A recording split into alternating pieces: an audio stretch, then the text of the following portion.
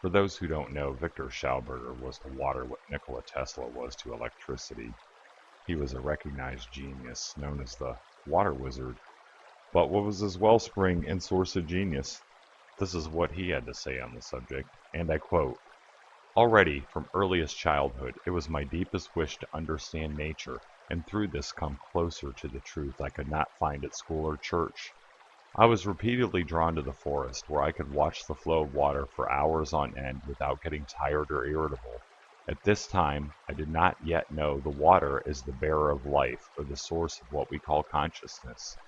Totally oblivious, I let the water flow past my searching eyes, and only years later did I become aware that this running water attracts our consciousness magnetically, takes a piece with it, with a force that is so strong that one loses consciousness for a while, and involuntarily falls into a deep sleep. And so gradually, I began to play with these forces in water, and I gave up this so-called free consciousness, and left it to the water for a while. Little by little, this game turned into a very serious matter, because I saw that it was possible to release my own consciousness from my body and attach it to the water. When I took it back again, the consciousness borrowed from the water told me things that were often very strange, and so the searcher became a researcher who could send his consciousness on expeditions, so to speak.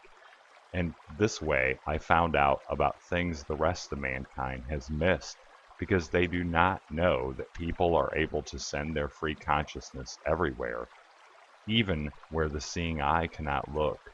This so-called sight practice with blindfolded eyes finally gave me ties to the secrets of nature, which I slowly began to recognize and understand in their own fabric. And in due course it became clear to me that we human beings are used to seeing everything backwards and wrong.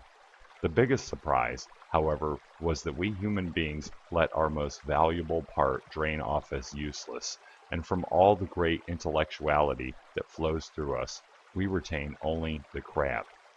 Victor Schauberger.